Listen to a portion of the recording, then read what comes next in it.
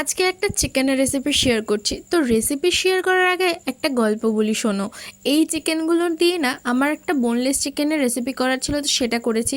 দেন বোনসগুলো যেগুলো ছিল সেগুলোকে আমি ফেলে দেবো। তো মা বললো কি, ফেলিস না, চটপট একটা কিছু বানিয়ে ফেলতো। নিজের মাথায় যা এলো তাই নিয়েই বসে পড়লাম বানাতে, রুটি বা পরোটা দিয়ে খাবো বলে। তো এবার আসি রেসিপিতে।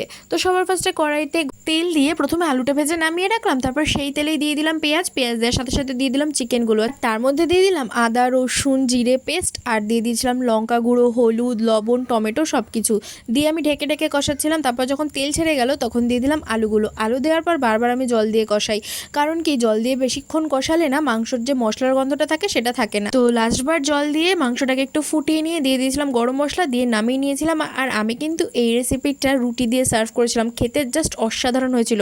রেসিপিটা কেমন লাগলো কমেন্ট করে জানিও কিন্তু। চলো, টাটা।